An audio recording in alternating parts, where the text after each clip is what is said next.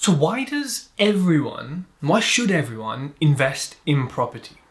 Look, you may know, but I bought 15 properties in my first 9 months, built a portfolio of £1.5 million, and raised over £1 million in investor finance to do this. And I don't really do property actively as much anymore. I'm mainly mentoring and teaching people in it. So I'm clearly a big fan of property, but not enough to keep doing it forever, right? But you as an entrepreneur, you as a business owner, why should you invest in property? Well, the first one is so easy for you to understand. Well, hopefully it should be. Diversification is key. Variety is the spice of life. Now, if you are all in the commercial cleaning sector, you're all in owning a car dealership, what happens when that market changes? What happens when you switch to EV cars and your mechanics aren't trained to get there? What happens when clients stop using you?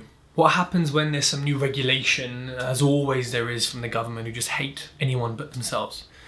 What happens then? What do you then skip to? Oh, you're going to have to restart something or start again in that same business. Or it's so important to have diversity in your investments and in your businesses. Now, it doesn't mean that you should have 17 businesses and be in every place at once and be doing all these different things at once. No, it just means that in your portfolio of income generating or capital appreciating, businesses, items, assets, whatever it is, you should have a balance of things. So for me, and that also means you should invest in stocks and shares, in wine, in classic cars, in watches, in whatever. But the first, and I think probably the most obvious reason, is that diversity is so important in your investment. And the second reason is, and this is in inverted commas here, is that property can provide passive income. Now what that means is, once you've refurbished it, once you've bought it, once you've got a property that is up and running, maintenance, tenant responses, things like that. But you're not working 9 to 5 days a week, 4 weeks a month for that income. You're just not. There is not that to do. If you've got 200 properties, yeah, you might be. But then you'd have certain structures in place. Generally speaking, for most small, maybe even medium-sized property portfolios, you're just not doing much. And I can say from experience, from years of having these properties, some are serviced accommodation, some are buy-to-lets, but I know from speaking to other landlords who do HMOs, etc., the levels of, involvement will change, but it's really not the same as running a business. Now, I must say my cleaning business is fairly passive, and it's similar to property in that sense, but when things get active, they get really active. Property for me, even when they're active, there's still not a lot to do, and that's because I have great people, great structures, processes, automations, etc.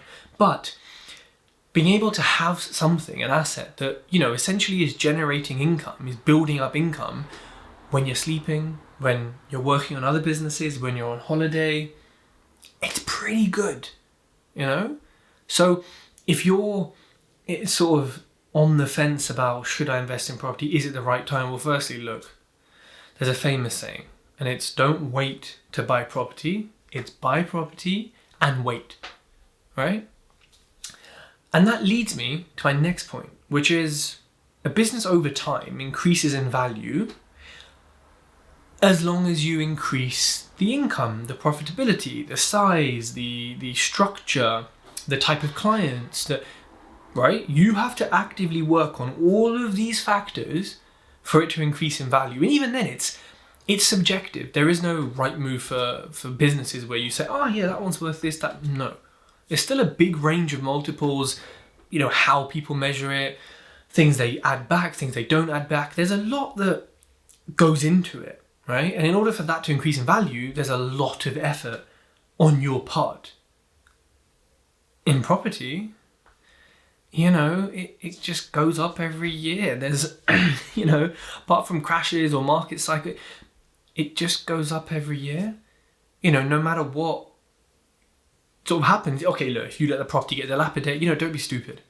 But if it's generally looked after, it goes up in value, which is why it's harder and harder for people to buy properties to live in, even when you earn a decent amount of money, because the prices just keep going up. And there's, crashes, and it's a slow market.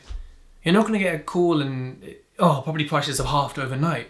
You might get that call in business. And that's just the risk that we deal with, and that is what it is.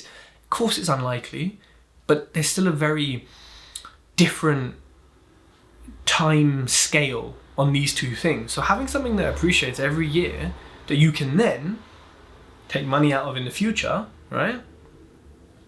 That's pretty awesome. You just don't get that in business. And that is just a risk that, it's just a risk that we take, really.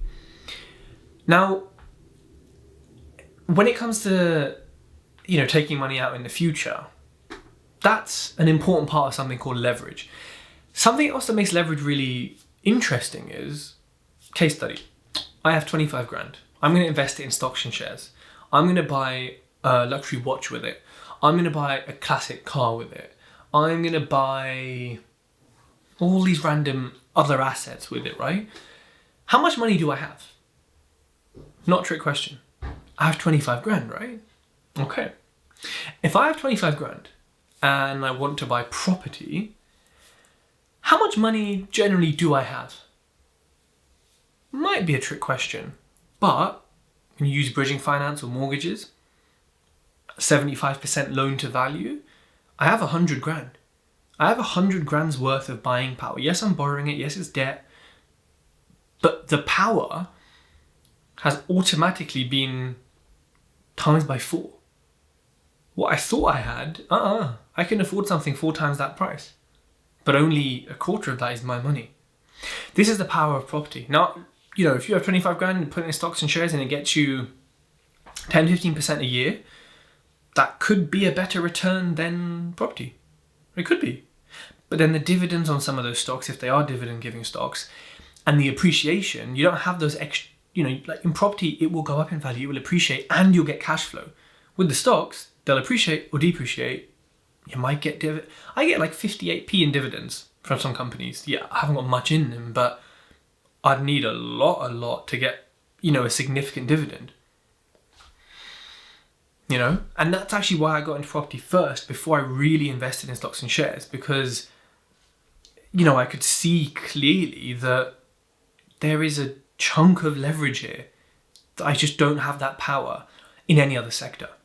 And for me, there's so many products out there, give you refurb finance, development finance, crowdfunding. You can get even higher than that 75% that I've said. And then, if you do a buy, refurbish, refinance like I have, like in my 2 books on Amazon and property, then you almost have a free house at the end of it if it's done sort of to perfection. And you have an asset that you have no money left in. And you can also borrow the money to do this and then pay it back using the profits, using the proceeds. You put nothing in, you got everything out. Property's so powerful like that. And in business, you can absolutely borrow money, buy a profitable company, and I teach this on my business mentoring, and then pay that money off with the profits. You absolutely can. Very similar concept. I think it's a bit easier in property. It's a bit less subjective, a bit more objective in property. And that's kind of why they're similar, but there's a bit more strength in property in doing the kind of buy, refurbish, refinance, pull all your money back out kind of technique. Now, property, you can touch property, It's tangible. Now, I don't think that's necessarily, in itself something that matters. You could have an e-commerce business doing 10 million a year. There's nothing physical there. Maybe a stock, but the business is nothing physical. So they're still awesome, I think it just adds another layer of a kind of safety net, whether it's psychological, whether it's real, but knowing that it is here, it is stood here, you can touch it, you can feel it, I think it kind of gives it more of a feeling of value. And also the fact that, you could argue it is a commodity, it's a necessity, so that, it could never crash down to zero, like the price of, BP stocks could, or Apple stocks, or Nvidia, whatever. Again, very unlikely. But property is even more unlikely because it's a necessity, because we need it. And in the UK, can't speak for America or Europe, but in the UK, it's such a big part of culture, but also a big part of the economy, and all the associated businesses that go with it, that it's almost too important to fail, And if the government care about something, they suddenly whip out money and they're able to save it. So, I think it's going to be okay. And, in my experience with property, there's different strategies. And again, this applies in business as well, but you don't just have to sell it. You can refinance it. Like I've mentioned, you can turn it into a HMO, blocks of flats. You can do some stuff with freehold, leasehold. You can use auctions. You can have serviced accommodations. There's various different ways that you can sort of end or finish or continue a deal. And in business, of course, there's a million ways, right? There's a lot more choice, but that doesn't necessarily mean it's a good thing. In property, you're often restricted to certain choices based on the geography, the end value, how much you spent on it, etc. That's almost a good thing. It's like those website designers, right? It's like Squarespace. They limit you so that the site does look really good. But if you use something like Wix, where there's no limits, and you're not design-minded, it's going to look terrible, right? Like it really is. And so there's almost a safety net. And there's a bit of a theme here of safety with property as well. And I think it is. It's slow, it's boring, it's vanilla. It's a lot, arguably a bit safer than, business. But then, it varies on the sector, it varies on contracts, connections, where you're buying the property, etc. And, lastly, which you already are if you're watching this, or maybe you're not, but you get to be your own boss. Property is way slower. I think it's way more boring. There's a bit less creativity, although you do get that with the interior design. But you get to be in charge of your own destiny. And that's what I did in those first 9 months when I went crazy and bought these 15 properties. Also, if I did it, you can do it. In fact, you can do more. I have a mentee who's buying blocks of flats, property mentee, way before I even looked at them, So if I can do that, if I can raise £1 million to buy these properties, the only question is, why haven't you started yet? It's probably a lack of knowledge, and that's fine. There's ways around that. Remember, money is everywhere.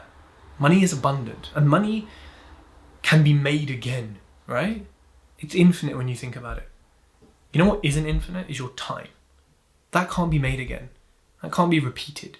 Once it's done, it's done. You spent 12 minutes watching this video. I hope it's been useful.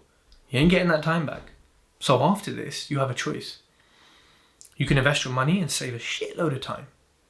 Or you can invest your time and save some money, but then you'll probably end up spending that money when you do things wrong because you didn't have the right education in the first place.